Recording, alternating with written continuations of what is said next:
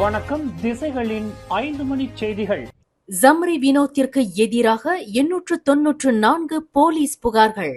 IGP தகவல். தைப்பூச காவடியாட்டத்தை கொச்சைப்படுத்தி இந்துக்களை அவமதித்ததாக கூறப்படும் சர்ச்சைக்குரிய சமய போதகர் ஜம்ரி வினோத் காளிமுத்துவிற்கு எதிராக நாடு தழுவிய நிலையில் 894 போலீஸ் புகார்கள் செய்யப்பட்டுள்ளன என்று போலீஸ் படை தலைவர் தன்ஸ்ரீ ரசருடின் ஹுசேன் அறிவித்துள்ளார். இன்று பிற்பகல் வரையில் ஜம்ரி வினோத்துக்கு எதிராக 894 போலீஸ் புகார்கள் பெறப்பட்டுள்ளதாக ஐஜிபி குறிப்பிட்டார். இதன் தொடர்பில் ஜம்ரி வினோத் விசாரணை செய்யப்பட்டு வாக்குமூலத்தை போலீசார் பதிவு செய்துவிட்டனர். மேல் நடவடிக்கைக்காக விசாரணை அறிக்கை சட்டத்துறை தலைவர் அலுவலகத்தில் சமர்ப்பிக்கப்பட்டுள்ளதாக தன்ஸ்ரீ ரசருடின் குறிப்பிட்டார். போலீசார் சமர்ப்பித்துள்ள விசாரணை அறிக்கை இன்னமும் சட்டத்துறை தலைவர் அலுவலகத்தில் பரிசீலனையில் இருந்து வருவதாக ஐஜிபி மேலும் கூறினார்.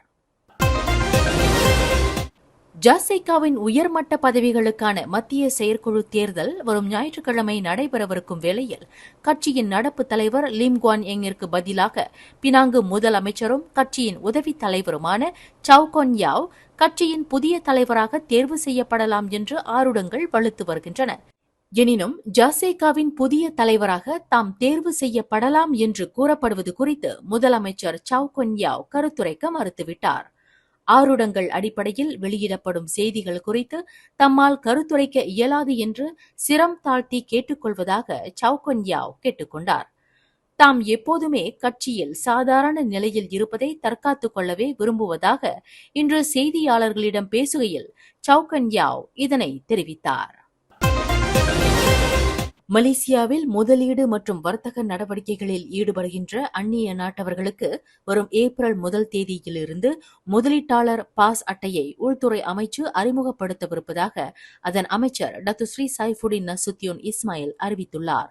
சம்பந்தப்பட்ட முதலீட்டாளர்கள் மற்றும் வணிகர்கள் குடிநுழைவுத்துறை தொடர்பான அலுவல்களை சுலபமாக்கும் பொருட்டு இந்த சிறப்பு அட்டை அறிமுகப்படுத்தவிருப்பதாக சைஃபுடின் குறிப்பிட்டார். மலேசியாவில் உள்ள முதலீட்டு ஏஜென்சிகளின் வாயிலாக முதலீடு செய்வதற்கு ஏதுவாக அவர்களுக்கான அடிப்படை வசதிகளை செய்து கொடுக்கும் பொருட்டு இந்த சிறப்பு பாஸ் அட்டை பெரிதும் உதவும் என்று அமைச்சர் சைஃபுடின் குறிப்பிட்டார்.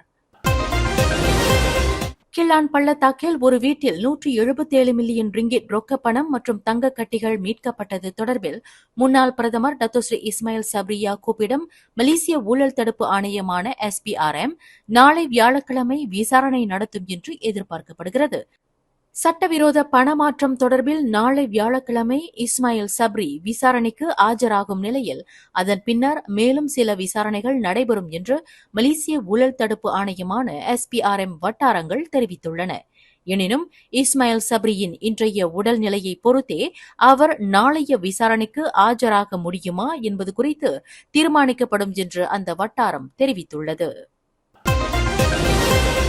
சமூக வலைதளத்தில் டிக்டாக் கணக்கில் குண்டர் கும்பல்கள் எண்களை பதிவேற்றம் செய்ததாக ஆடவர் ஒருவரும் தனித்து வாழும் தாயார் ஒருவரும் ஜோஹர் பாருவில் 2 வெவ்வேறு நீதிமன்றங்களில் இன்று குற்றம் சாட்டப்பட்டனர். 33 வயது ஆர் இளங்கோ என்பவர் மஜிஸ்ட்ரேட் ஷாமினி முன்னிலையில் நிறுத்தப்பட்டு குற்றச்சாட்டு வாசிக்கப்பட்டது. கடந்த மார்ச் 3 தேதி இரவு 11:30 மணியளவில் ஜோஹர் போலீஸ் தலைமையகத்தில் 36 என்ற குண்டர் கும்பல் எண்ணை காட்சிப்படுத்தியதாக இளங்கோ மீது குற்றம் சுமத்தப்பட்டது. இதனிடையே ஒரு தனித்து வாழும் தாயாரான 41 வயது தான்லி சீம் என்ற மாது தனது டிக்டாக் கணக்கில் 4 என்ற குண்டர் கும்பல் எண்ணை காட்சிப்படுத்தியதாக மஜிஸ்ட்ரேட் இடயத்துல் ஷுஆடா சம்சுடின் முன்னிலையில் நிறுத்தப்பட்டு குற்றச்சாட்டு வாசிக்கப்பட்டது. குற்றவாளி என்று நிரூபிக்கப்பட்டால் 2 ஆண்டு சிறை அல்லது 5000 ரிங்கிட் அபராதம் விதிக்க வகை செய்யும் 1966 ஆண்டு சங்கங்கள் சட்டத்தின் 47வது விதியின் கீழ் இருவரும் குற்றச்சாட்டை எதிர்நோக்கியுள்ளனர். ஜாசேகா ஒரு பள்ளினம் சார்ந்த கட்சியாக இருந்தாலும் அந்த கட்சியில் இந்திய சமுதாயத்தின் குரல் தொடர்ந்து ஒலித்துக் கொண்டிருப்பதற்கு தம்மால் ஒரு உறவு பாலமாக இருக்க முடியும் என்று வரும் ஞாயிற்றுக்கிழமை நடைபெறவிருக்கும் அக்கட்சியின் மத்திய செயற்குழு உறுப்பினர்களுக்கான தேர்தலில் போட்டியிடவிருக்கும் நெகிரி சம்பிலான் ஆட்சிக்குழு உறுப்பினர் வீரப்பன் சுப்பிரமணியம் தெரிவித்துள்ளார்.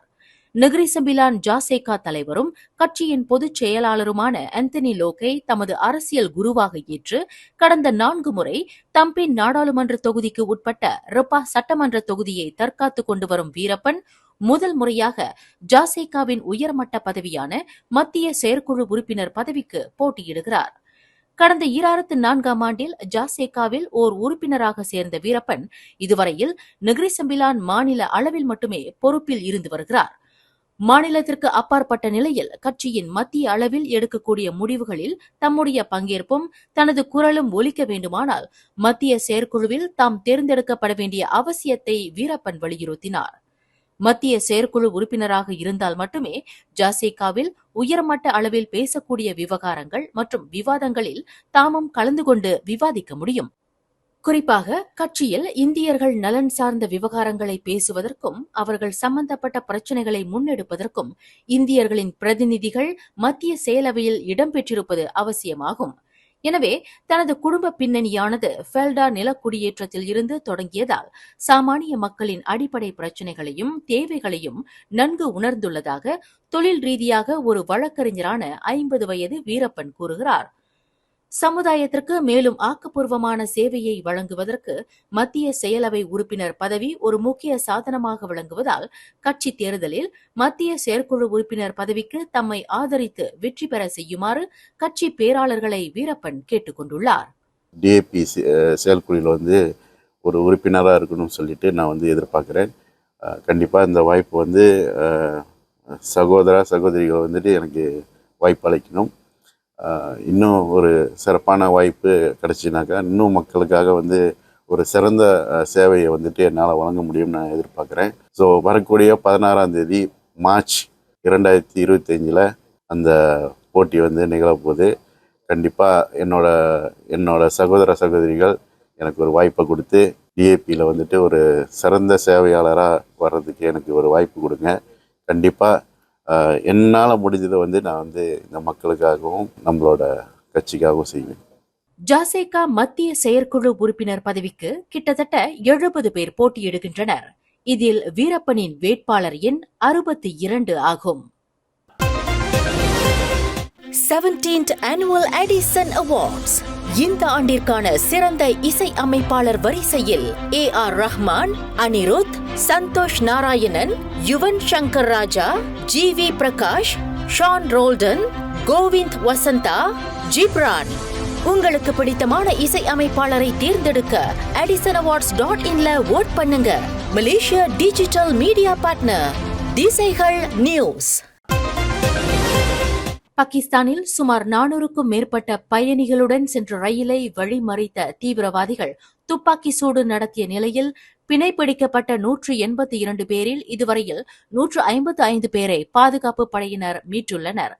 எஞ்சியுள்ளவர்களை மீட்கும் நடவடிக்கையில் பாதுகாப்பு படையினர் முழுவீச்சில் ஈடுபட்டு வருகின்றனர். பாதுகாப்பு படையினருக்கும் தீவிரவாதிகளுக்கும் இடையில் நடந்த துப்பாக்கி சண்டையில் 20 தீவிரவாதிகள் கொல்லப்பட்டுள்ளனர்.